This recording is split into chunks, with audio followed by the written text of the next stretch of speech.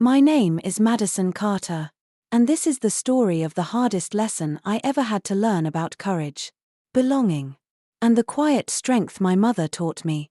It all began the day I stepped into Ridgewood Academy, a school that loomed large with its grand gates, sprawling lawns, and an air of exclusivity that clung to everything like a mist. I was just 13.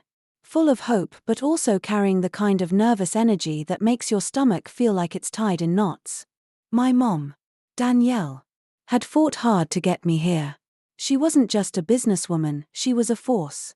A trailblazer who built her company from the ground up, defying odds that were stacked against her at every turn. I knew how proud she was when I received the scholarship, even though I saw the worry in her eyes. Ridgewood was prestigious. Yes. But it was also a world away from the community I knew, a place where people wore their wealth as casually as they wore their school blazers. Walking into the school that first morning felt like stepping onto another planet. Everything was polished and pristine, from the marble floors to the ornate chandeliers in the foyer. The students were polished too, with perfectly pressed uniforms and an ease that suggested they belonged here in a way I didn't. I remember clutching my backpack straps tightly as I found my way to my first class. Science. I loved science. It always made sense to me, the way things fit together. The logic behind the universe. But any comfort I felt evaporated the moment I met Mr. Callahan. He was tall and severe, with a voice that could cut through steel. His eyes scanned the room like a searchlight, pausing briefly on each student until they landed on me. "Miss Carter," he said, his tone flat but somehow laced with disapproval. "Welcome." That was all. No smile. No warmth. Just a curt nod before he moved on. I felt invisible and hypervisible all at once. Like I had been singled out and dismissed in the same breath. As the days went by, that feeling only grew.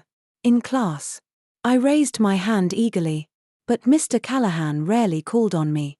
When he did, it was always with a slight sigh, as though indulging me was an inconvenience. The other students noticed too. They whispered, snickered, and shot me looks that said I didn't belong. I tried to shake it off. Mom always told me to keep my head high, to remember that I was as worthy as anyone else. But it's hard to hold on to that when every day chips away at your confidence. The unspoken divisions at Ridgewood weren't just about money, they were about power. About who got to speak and who had to remain silent. One day, during a group project, the exclusion became more blatant. We were assigned teams, and I ended up with a group of students who acted as if I didn't exist. They spoke over me, ignored my ideas, and when I tried to contribute, they rolled their eyes. I kept my composure. But inside, I felt like I was shrinking. The turning point came during another science class. We were doing a simple experiment, mixing chemicals to observe reactions. I was careful, methodical, but my hands trembled slightly. When a small spill happened, barely a drop, it felt like the end of the world. Mr. Callahan pounced. "Miss Carter," he drawled, his voice dripping with condescension. "Perhaps next time you might try being a little more careful. Science isn't for the careless. You know." The class erupted in laughter. My cheeks burned, and my throat tightened. I wanted to disappear, to melt into the floor and never be seen again. But instead, I just stood there, frozen in place, holding back tears as Mr. Callahan moved on, leaving me humiliated in his wake. That night, I couldn't hide my feelings from Mom. She noticed the moment I walked through the door. I dropped my backpack on the floor and slumped onto the couch, tears finally spilling over. "Madison," she said softly, sitting beside me. "What happened?"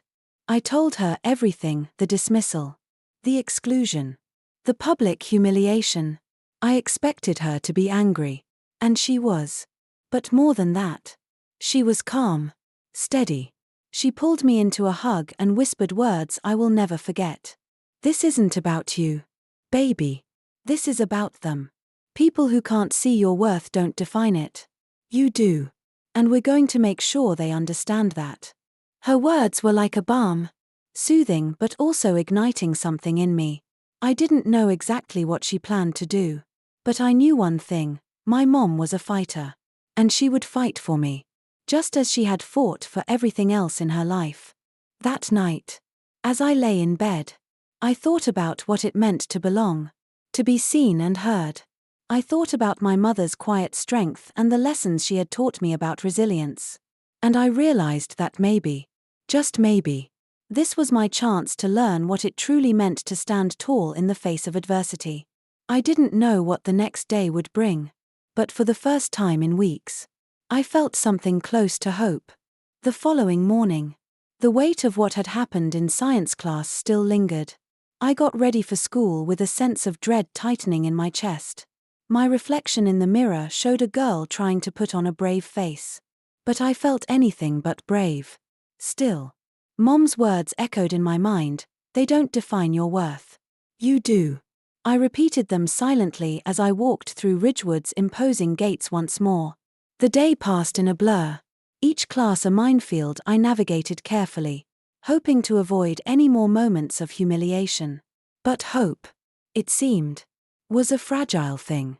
By the time I walked into science class that afternoon, I could feel the tension in the air. Mr. Callahan's gaze landed on me the moment I sat down, and a familiar sense of unease settled over me. We were tasked with another experiment, this time a more complex one involving precise measurements and timing.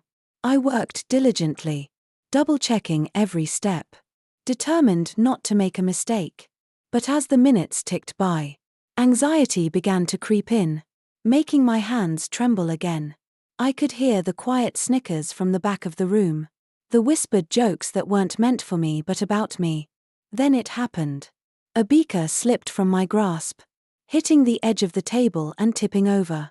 The liquid, harmless but brightly colored, spilled across the surface, spreading in a slow, inevitable wave. For a moment, there was silence. Then, Mr. Callahan's voice cut through the room. Well, he drawled, folding his arms. "Miss Carter strikes again." The laughter that followed felt like knives in my back. I kept my head down, my face burning with shame. But Mr. Callahan wasn't done. "You know, Madison," he continued, his voice laced with mockery, "perhaps science isn't your calling. Maybe something less precise." More laughter. Louder this time. My heart pounded, and my throat felt like it was closing up. I wanted to disappear, to vanish into thin air and escape the humiliation. But there was no escape. Not here. Not now. By the time the class ended, I was on the verge of tears. I gathered my things quickly, keeping my head down as I rushed out of the room. The corridors blurred around me, and before I knew it, I was outside, breathing in the cold air in gulps. It didn't help. The weight of humiliation was too heavy. When I got home that evening, Mom was waiting. She took one look at me and knew something was wrong. I didn't need to say anything, she just pulled me into a hug, holding me tightly as the tears finally came. Through sobs, I told her everything. The spill, the laughter, the cruel words. She listened, her expression growing darker with each word. But even in her anger, she was calm, composed. "This isn't right," she said firmly. "Once I finished, you shouldn't have to go through this." Her voice was steady, but I could feel the determination simmering beneath the surface.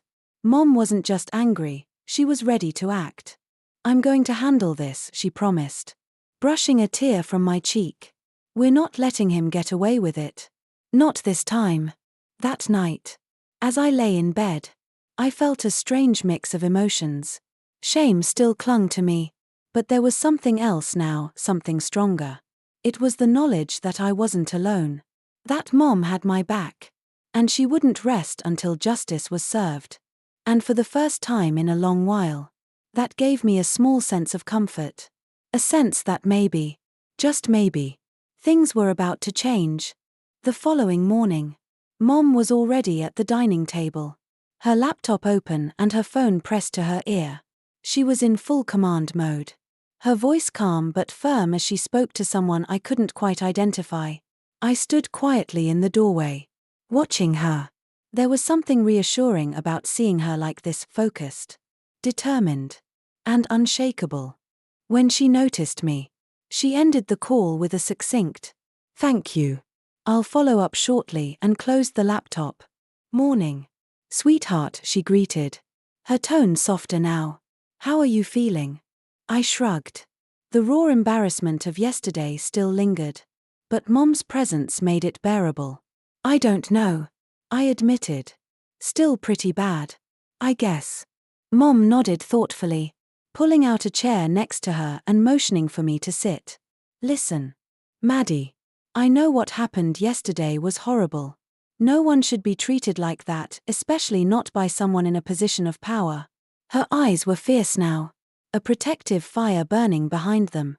"I've dealt with people like Mr. Callahan before. Bullies who think they can get away with mistreating others because no one holds them accountable." I watched as she clasped her hands together, leaning forward slightly. "But here's the thing, they only get away with it if we let them." I swallowed, unsure of what to say. Mom always had a way of making everything sound so clear, so possible. But standing up to someone like Mr. Callahan? That felt like standing in front of a tidal wave. "I've reached out to a few people," Mom continued. "Parents who've had similar complaints about him.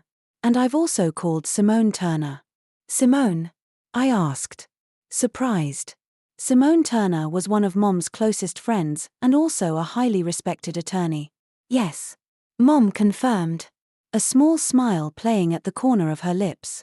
"She's going to help us figure out the best way to approach this. We're not just going to stand by, Maddie. We're going to make sure your voice is heard."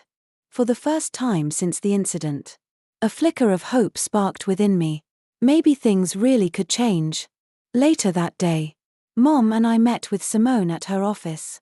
Simone was everything I remembered: confident, warm, and incredibly sharp. As we sat in her sleek, modern office, she listened intently as I recounted the events of the past few weeks. She didn't interrupt or rush me, simply nodding and jotting down notes. When I finished, Simone leaned back in her chair, her expression thoughtful. "It sounds like a clear case of discriminatory behavior," she said. "Especially if there's a pattern." "There is," Mom added firmly. "I've spoken to other parents. We're gathering written statements." Simone nodded approvingly. "Good. The more evidence we have, the stronger our case. But beyond Mr. Callahan, we need to address the culture at Ridgewood. This isn't just about one teacher, it's about creating a safe environment for all students." Her words hit me deeply. It wasn't just about me. It was about something bigger, something that could help other students who might be going through the same thing. Over the next few days, Mom worked tirelessly. Phone calls, meetings, and late-night strategy sessions with Simone became the norm. I watched her in awe, inspired by her strength and unwavering commitment. But what struck me most was how she made me feel included in the process.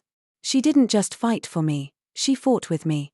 Each time she asked for my input or reassured me that my feelings mattered, I felt a little stronger, a little more capable of facing the challenge ahead. One evening, as we sat in the living room reviewing a draft letter to the school board, Mom turned to me and said, "Maddie, I'm proud of you. For speaking up. For not letting this break you." I blinked back tears, the lump in my throat making it hard to speak. "I couldn't have done it without you," I whispered. She smiled, pulling me into a hug. "You could have. But now, we're doing it together." As I went to bed that night, I felt a quiet confidence settle over me. The road ahead was still uncertain. But I knew one thing for sure: I wasn't alone. And with Mom by my side, I felt ready to face whatever came next. The next day at school was, if possible, even more unbearable than the last. I sat at my desk, trying to focus on the lesson in front of me, but my mind kept drifting. I couldn't stop replaying the scene from yesterday in my head, the way Mr. Callahan had humiliated me in front of the class. His cold, mocking tone, the laughter of my classmates, and that awful feeling of being small, insignificant. It all felt like a weight on my chest. As the bell rang and we moved on to the next lesson, I could feel the stares from some of my classmates, the whispers barely hidden behind their hands. They didn't need to say anything. Their expressions said it all. Here she goes again. The girl who can't get it together. I could practically feel the judgment in the air, heavy and suffocating. The bell for lunch couldn't come soon enough. I quickly grabbed my things and made my way out of the classroom, not daring to look at anyone. In the crowded hallways, I walked alone. I had tried to make friends, tried so hard. Really, but with every failed attempt, every awkward conversation, it had become clear to me that I didn't belong here. I pushed open the doors to the courtyard and found a quiet spot by the tree. I sat down on the grass, pulling my knees to my chest and wrapping my arms around them. It felt safer there, away from the stares and whispers. Mom had always told me to stand tall and be proud of who I was. But lately, all I could do was shrink. I was no longer the confident girl I used to be. The girl who had walked into Ridgewood Middle School with dreams of fitting in, of making a difference. But now, all I could see was failure. I stayed there for the rest of lunch, lost in my own thoughts. When I returned to class, my eyes were red from holding back tears, and I tried my best to focus on the lesson. But all I could think about was how I could get through the rest of the day without letting anyone see how much Mr. Callahan's words had cut me. That night, as I sat at the dinner table, the weight of the day was still pressing down on me. I could barely bring myself to eat, picking at my food while my mind wandered back to the humiliation. Mom noticed immediately. She'd always been able to read me like an open book. "What's going on, Maddie?" she asked gently, placing a hand on mine. "I can tell something's bothering you." I shook my head, my throat tightening. "It's just, I don't think I can take much more of this." "Take what?" "Sweetheart," she pressed, her voice full of concern. "Everything. The way people look at me. The way Mr. Callahan treats me. It's like I don't belong there." The words tumbled out before I could stop them. "I don't know if I can keep doing this." Mom's expression softened, and she leaned forward, her eyes locking onto mine with a deep, steady gaze. "Maddie, I know this is hard, and I know you're feeling alone right now. But you're not. You have people who love you, people who believe in you." I looked down at my plate, unable to meet her eyes. "I don't feel like anyone believes in me. Not at school." "That's because they don't see what I see," she said, her voice firm yet loving. "They don't see the real you. They see a girl who's different, who doesn't fit into their little boxes. But that's their problem, not yours." I felt a tear slip down my cheek, but I didn't try to wipe it away. Instead, I let it fall, because for the first time in days, I felt like maybe, just maybe, I could be brave enough to face what was ahead. "I don't want you to think you have to do this alone, Maddie," Mom continued, her voice steady. "We're going to make sure Mr. Callahan understands that this is unacceptable. We're not going to let anyone treat you like that. Not anymore." The strength in her words gave me a sense of calm, like a lifeline thrown to me in the middle of a storm. I had always known Mom was my biggest supporter, but hearing her say it out loud that we were in this together gave me the courage to believe that maybe we could change things. It wouldn't be easy, I knew that. But if anyone could do it, it was us. That night, as I went to bed, the emotional weight didn't disappear, but I felt a glimmer of hope. Tomorrow was a new day, and I was going to face it with a little more strength than I had before. Because no matter what Mr. Callahan said, I wasn't invisible. I wasn't powerless. And I wasn't going to let anyone treat me like I was. The next day, Mom wasted no time. I could see the determination in her eyes, the fierce protectiveness that had always been part of who she was. She was a woman who had fought for everything she had: her business, her home, her family, and now she was going to fight for me. And I could feel it. She was not going to let Mr. Callahan or anyone else get away with treating me like I was invisible. She began by calling Simone Turner, a woman who had been a trusted friend and legal advisor for as long as I could remember. Simone wasn't just a lawyer, she was a force of nature. A woman who had spent years advocating for justice and equality in both her professional and personal life. If anyone could help us navigate this situation, it was her. I overheard their conversation in the kitchen. My mom speaking with an urgency I hadn't heard before. Simone, this isn't just a case of bad teaching. This is about systemic bias and discrimination. I've seen it for too long, especially in schools like Ridgewood. The way they treat Maddie, it's not an accident. It's not isolated. It's part of a bigger problem. Simone's voice was calm but firm. I understand. Adeline. You're right. And it's not just about Mr. Callahan. It's about how the whole school is structured. How they allow this kind of behavior to persist without any real accountability. We need to act strategically. If we go in with the right approach, we can turn this around. I sat on the stairs, listening, my heart beating faster with every word. My mother had always been my biggest champion. But hearing her talk about confronting the system, taking on a teacher and an institution, made me feel both nervous and incredibly proud. This wasn't just about me anymore, it was about the injustice faced by so many students like me, invisible in the shadows of privilege. Later that evening, Mom sat me down at the kitchen table. The papers in front of her were filled with notes, ideas, and plans. Maddie, I need you to know that we're going to do this together. We're not just going to let Mr. Callahan slide. And we're not going to let Ridgewood off the hook either. I'm going to make sure your voice is heard. But I need you to be strong. Her words filled me with a new kind of resolve. One I hadn't felt in weeks. The fear that had dominated me for so long started to fade. What do I need to do? I asked. My voice steady for the first time in days. We're going to gather evidence, she explained. We'll reach out to the other parents. Talk to students who've been through similar experiences. We need written statements. We need to show the school board that this is a pattern, not an isolated incident. And once we have everything in place, we'll meet with the school board and demand that they take action. I nodded. It was clear that Mom wasn't going to leave anything to chance. She had a plan. And she was determined to see it through. The next few days were a blur of phone calls, emails, and meetings.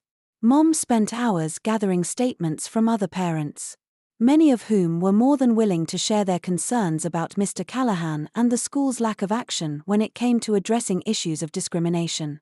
Some parents had been quiet until now, unsure of how to approach the school without risking their child's place in the prestigious institution. But once Mom started speaking out, they began to find their voices too. Mom, do you think this is going to work? I asked one night as we sat in the living room, surrounded by papers and notes. The uncertainty that had been eating at me began to resurface. Despite the strength I saw in her, she looked up from her work, meeting my eyes. I'm not going to lie to you, Maddie. It's going to be tough. But we have the truth on our side. And truth is a powerful thing. When people see that what's happening to you is wrong, they won't be able to ignore it. We just have to stay focused. Her words were like a lifeline, even though part of me still felt nervous, even scared. I knew deep down that this was the right thing to do. If anyone could make a difference, it was my mother, and together, we were going to make sure that Mr. Callahan's actions didn't go unnoticed. The weight of the situation was heavy, but there was something empowering about it. I wasn't alone anymore. I had my mother. And I had people who cared enough to stand with me. Slowly but surely, we were building something bigger than just a fight for my dignity. We were fighting for every student who had been made to feel small, invisible, or unworthy because of who they were. I felt ready. The day of the meeting with the school board arrived. And I could feel the tension in the air. Mom had been preparing for this moment for weeks. Every conversation, every meeting, every written statement, everything was leading up to this pivotal moment. It was the day we would stand up to the school, demand accountability, and push for real change. The night before, I couldn't sleep. The nerves had settled in again, creeping through my body like a slow wave of anxiety. I kept thinking about the school board members. Most of them were high-powered, influential people. And Ridgewood Prep had always been an institution defined by its connections. I wondered if we, the parents, could really make a difference. Would they listen to us? Or would they dismiss our concerns as just the complaints of a few upset individuals? Mom noticed my restlessness and came into my room, sitting down beside me on the bed. She didn't need to ask how I was feeling, she already knew. She always knew. "Maddie, I want you to remember something," she said softly, her hand on mine. "This isn't just about you. Or Mr. Callahan. It's about making sure that the next child who walks into that school, feeling different or invisible, doesn't have to go through what you've been through. You're standing up for them too." Her words stayed with me, grounding me in a way that nothing else could. I wasn't just fighting for myself. I was fighting for every kid who had ever felt overlooked, unimportant, or silenced because they didn't fit the mold. And in that moment, I realized just how much strength I had, how much I was capable of if I just believed in myself. The next morning, Mom and I got ready together in silence, each of us deep in our thoughts. I wore a dark green dress, something that felt strong but not too overpowering, and my hair was pulled back into a neat ponytail. I wanted to look professional, but more importantly, I wanted to feel confident. I wanted to show them that I wasn't a little girl who could be ignored, I was someone who mattered. When we arrived at Ridgewood Prep, the school felt like a fortress. The tall, ivy-covered walls that had once seemed beautiful now looked imposing and cold. As we walked through the familiar hallways, I felt a mix of emotions: fear, anger, but also something I couldn't quite describe. I was ready to face whatever came next. But I also couldn't shake the feeling of walking into an arena where I had to prove myself all over again. We entered the conference room where the school board had gathered. The room was formal, intimidating even. The long table was surrounded by several high-ranking members of the board, including Miss Radcliffe, the headmistress, who had always struck me as distant and unapproachable. There were a few other parents present, their faces a mixture of concern and curiosity. As I looked at them, I realized just how many people had been affected by the same issues. Mr. Callahan's behavior wasn't an isolated incident, it was a symptom of a much larger problem. Mom led the charge, confidently stepping up to the front and addressing the room with a calm but firm voice. "Thank you for taking the time to meet with us today," she began, her gaze sweeping across the board members. "We are here because of a matter that has weighed heavily on our hearts, on my heart, and on the hearts of many others. We're here because my daughter, Maddie, deserves better than what she's been subjected to at Ridgewood Prep. And we're here because this school, an institution that prides itself on excellence, cannot afford to turn a blind eye to the very real issues of bias and discrimination that are taking place under its roof." I could feel my pulse quicken as Mom spoke. Her voice was steady, unwavering, and filled with a power I hadn't realized she possessed. She wasn't just speaking for me, she was speaking for everyone who had ever felt powerless, dismissed, or silenced. This was the moment that would change everything. "Mr. Callahan," she continued, "has repeatedly singled out my daughter in ways that are unacceptable. From dismissing her contributions in class to mocking her in front of her peers. This behavior has gone unchecked for far too long. We are not here to accuse the school of negligence. But we are here to demand that action is taken, action that will ensure every student here feels safe, respected, and valued."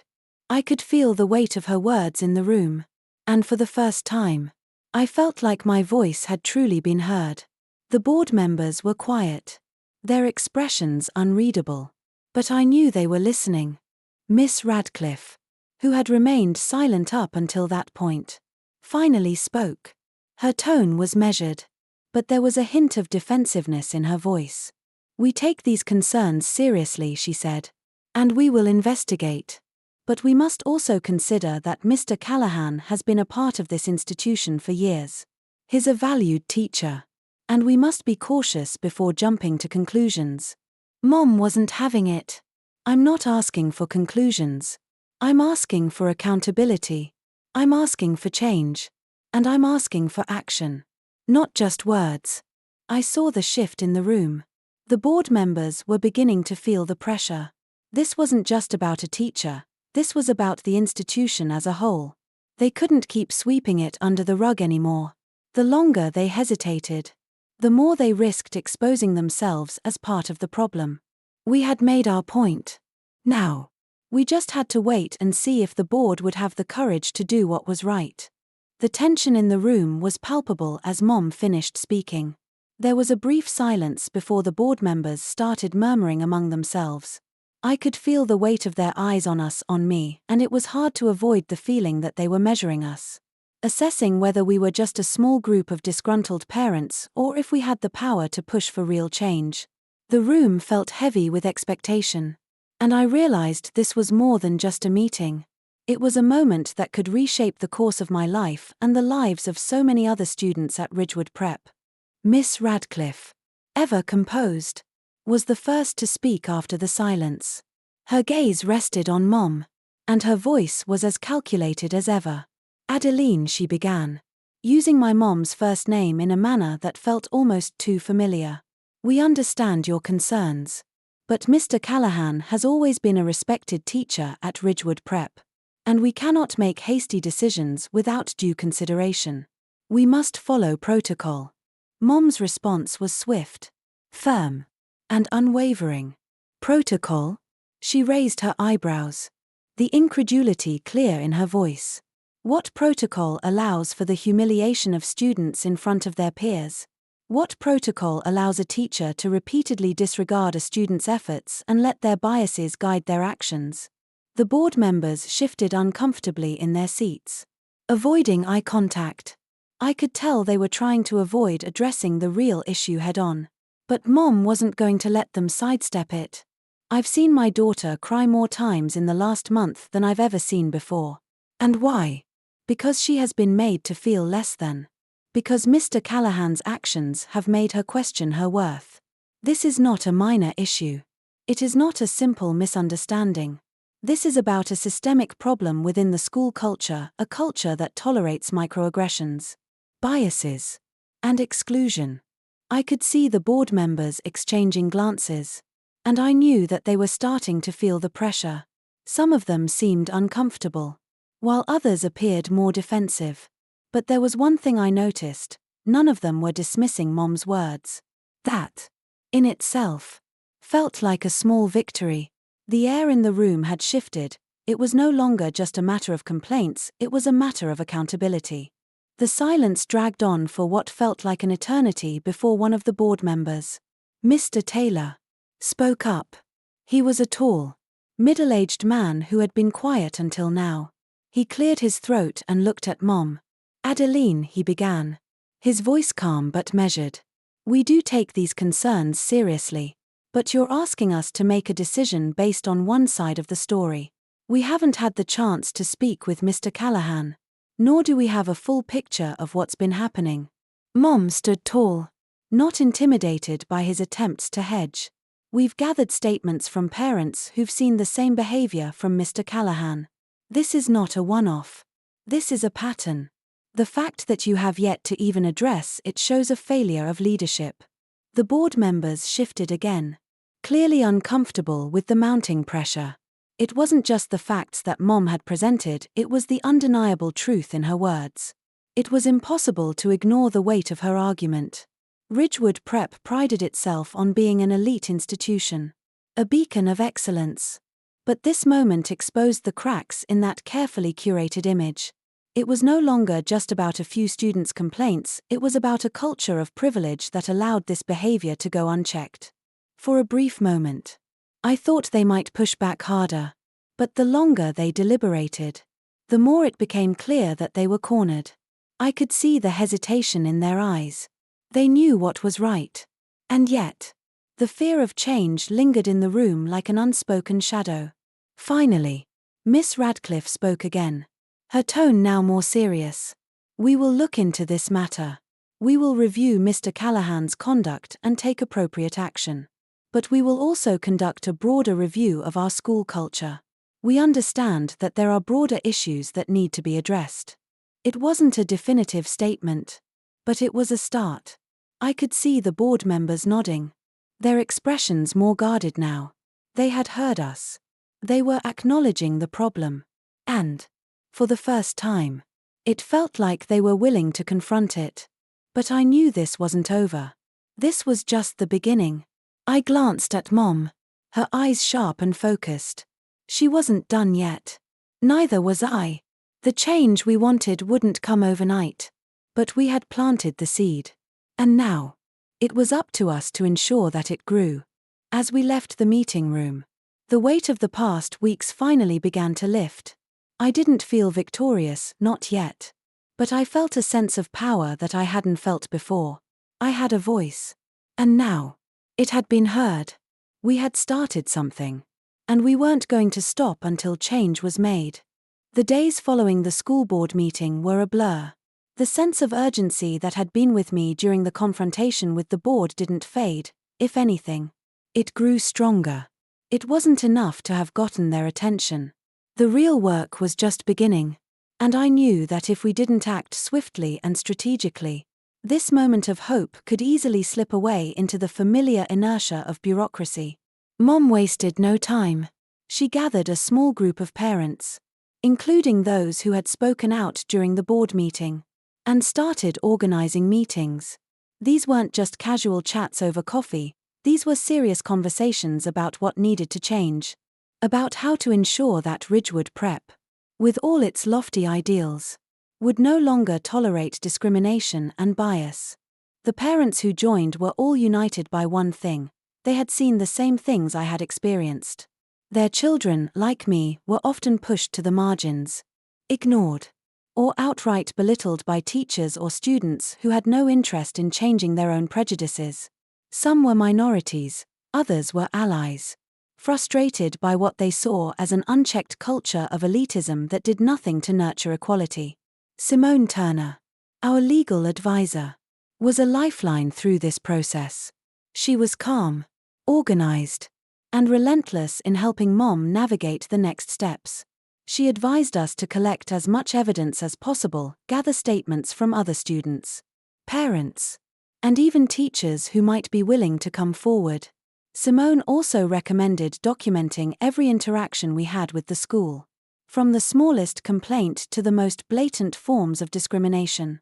Everything counted. I felt overwhelmed at times, sometimes paralyzed by the weight of what we were trying to do. But there was something about seeing Mom's unshakable resolve that kept me going.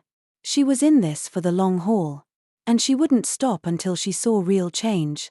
I had to keep up with her, had to support her even if I wasn't sure of everything we were doing.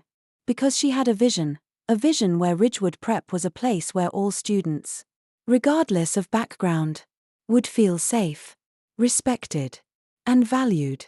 We spent countless hours at the kitchen table, drafting letters, revising petitions, and strategizing. I could see the exhaustion on Mom's face after every meeting, but she never showed it in front of me. She was always calm, always in control, and somehow always finding time to reassure me that everything would be okay. The more we talked, the more I realized how important this fight was, not just for me, but for every student who had ever been made to feel like they didn't belong. This wasn't about one teacher. This was about the kind of environment Ridgewood Prep wanted to foster. Did they want to be a school that built up its students, that helped them grow into thoughtful, compassionate, and resilient individuals? Or did they want to remain a place where wealth and status determined your worth? In those meetings with the other parents, I could see the same fire in their eyes that I saw in Mom. This wasn't just a fight for me, it was a fight for every student who had ever been ignored or hurt by an institution that pretended to be better than it really was. I started to feel that weight again, the weight of knowing what this moment could mean. We weren't just asking for changes, we were demanding them. And I realized that this wasn't about changing the school for me. It was about creating a ripple effect that could reach beyond the walls of Ridgewood Prep. It was about showing that even the smallest voices could challenge systems that had been entrenched for years. That afternoon, as we gathered more evidence and strategized our next steps, I sat quietly, thinking about everything that had happened. The support of these parents, the collective anger and hope in the room, gave me strength. This fight was more than just about making sure Mr. Callahan was held accountable. It was about creating a space for all students to feel seen. And, most importantly, it was about giving my classmates, people like me, a voice that would no longer be ignored. I looked at Mom, who was speaking with Simone across the room. She was outlining her vision for what Ridgewood Prep could be. Her voice was filled with conviction. And for the first time in a long while, I felt a true sense of possibility. The weeks that followed were a whirlwind of meetings, phone calls, and late-night discussions. The tension in the air around Ridgewood Prep was palpable. But there was a growing sense of solidarity among those who had stepped forward. Our efforts were beginning to show results. But it was clear that the fight was far from over. The school board had, after much deliberation, made a significant decision. Mr. Harrison would be placed on administrative leave pending an investigation into his conduct. It wasn't a complete victory, but it was a step forward. A sign that our voices had been heard. The news was met with mixed reactions. On the one hand, Mom and the other parents were cautiously optimistic. It was a sign that the school was taking our concerns seriously. But on the other hand, the matter wasn't fully resolved. The investigation could take weeks, or even months, and there was still the possibility that Mr. Harrison might return to his position, with nothing more than a slap on the wrist. I remember the moment when Mom told me the news. We were sitting in the living room, a pile of paperwork and statements spread out on the coffee table in front of us. She looked at me, her expression a mix of relief and determination. "This is just the beginning, Lily," she said softly. "It's progress. But we can't stop here." There was something in her voice that made me realize just how deeply she felt the weight of what was at stake. For her, this wasn't about punishing one teacher, it was about creating a new precedent. It was about showing Ridgewood Prep and the wider community that systemic change was not only possible, but necessary. I spent the next few days reflecting on everything that had happened. The emotional toll of the battle had been heavy.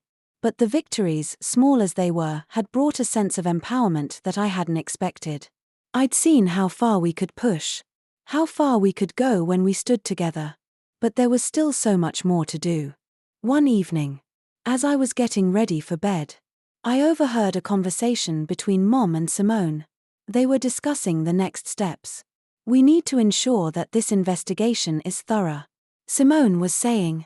"And we need to push for a clear commitment from the school to address the broader culture of exclusion." Mom nodded. "I agree. But it's also about the long term. We need to make sure that the policies in place aren't just temporary solutions, they need to be part of a bigger movement for inclusivity. We're not just fighting for Lily. We're fighting for every student who's ever been made to feel less than." I stood at the door, listening. The determination in Mom's voice made me feel proud, but also anxious. The road ahead was uncertain, and there was still so much work to be done. But as I thought about all the parents and students who had joined our cause, I realized something important. This fight wasn't just about one teacher, one incident, or one school. It was about a larger movement, a movement for justice, equality, and dignity for every student who felt unheard. The next day, Mom and I attended a meeting with the school board to discuss the findings of the investigation and what actions would be taken moving forward. There were still some members who were hesitant to make any sweeping changes. But there was also a shift in tone. The pressure from the community. combined with the growing evidence of Mr. Harrison's discriminatory behavior, was impossible to ignore. As the meeting progressed, Mom stood up, her voice steady but filled with emotion. "This is about more than just one teacher," she said, addressing the board. "This is about the future of Ridgewood Prep. About ensuring that no student ever feels like they don't belong. We need to change the culture here. We need to make it clear that prejudice, in any form, will not be tolerated." Her words were met with silence, but I could see the impact they had. Slowly, the board members began to nod, some even murmuring in agreement. It wasn't a complete victory yet, but it felt like we were finally being heard. As we left the meeting, I looked at Mom. She gave me a small smile, though I could see the exhaustion in her eyes. "This isn't over, sweetheart," she said, her hand resting gently on my shoulder. "But we're on the right path." I realized then that this wasn't just a fight for me. It was a fight for everyone who had ever been made to feel small or invisible. And as long as we kept pushing forward, I knew we would continue to make progress, one step at a time. As time passed, the storm we'd weathered slowly began to subside. The investigation into Mr. Harrison's behavior had taken its course, and Ridgewood Prep had implemented several new policies designed to combat exclusion and bias. The school's leadership was taking responsibility, and though the change wasn't instant, it was real. There was still much work to be done, but the groundwork had been laid for a future that was more inclusive, more respectful. We had made a difference. I stood by the window, looking out over the familiar campus, now marked by a different kind of energy. It was the end of the year, and though I had gone through so much, there was a new sense of calm about me, a sense of belonging that had been missing for so long. Mom walked into the room, her presence as powerful as ever. But today, there was a softness to her, a quiet pride in her eyes. She didn't need to say anything. I knew she had come to a place of peace. She had fought so fiercely for me, for all of us, and had seen it through to the end. "You did it, Lily," she said, her voice full of warmth. "You made it through, and you've helped make this school a better place for others." I smiled, but the emotion was overwhelming. It had been a long journey, one filled with self-discovery and struggle. But ultimately, I had learned that even in the face of adversity, one person, one voice, could spark real change. It wasn't about always winning, it was about standing up, speaking out, and fighting for what's right.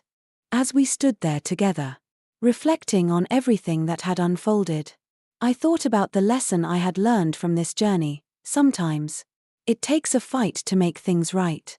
But it's not just the fight that matters, it's the strength and courage we find within ourselves to keep going, no matter how difficult the road ahead may seem. But it wasn't just me who had learned a lesson. Mom had always been a woman of incredible strength, a Black entrepreneur who had carved out her own path. She was no stranger to adversity. Yet, this battle had taught her a deeper lesson in empathy and patience.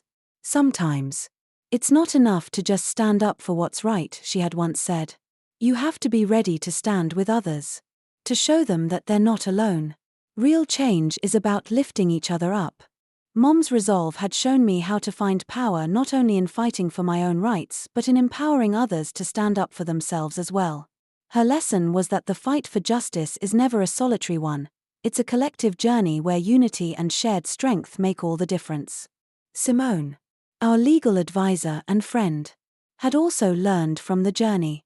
A sharp and determined woman, she had been the one who helped guide us through the murky waters of bureaucracy and legal procedures. Simone's dedication to justice was unwavering. But as the months went on, she came to understand something deeper. Justice, she had said after the school board meeting, isn't just about righting wrongs in the court of law. It's about teaching people to see each other, to recognize their shared humanity. That's the kind of law we need in the world. Simone's lesson, then, was clear. True justice is not a matter of winning cases, it's about transforming the way we see and treat each other, cultivating respect and dignity. one action at a time. And Mr. Harrison? He was no longer a fixture at Ridgewood Prep. And his legacy would forever be intertwined with the lessons we had learned. His behavior had sparked a fire, a necessary reckoning that led to real change. The irony of it all was that the injustice he'd imposed on so many of us became the catalyst for growth, compassion, and transformation within the school.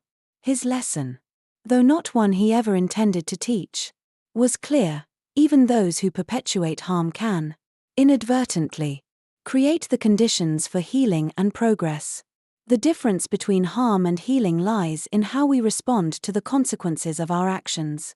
In the end, each of us had learned that the fight for fairness was not just about one isolated incident or person, it was about changing a system, creating a culture, and building a future where everyone could feel seen, respected, and heard. The journey had been long, and at times, painful. But the lessons we carried with us would stay with us forever: the courage to speak up, the power of unity, the importance of justice, and the understanding that real change is not only possible but essential. As we moved forward, stronger and more resolute, I knew that the battle for a better world was just beginning. But no matter the challenges ahead, I felt ready, because I had learned, at last, that change starts with one person standing up and saying, "I deserve better, and so does everyone else."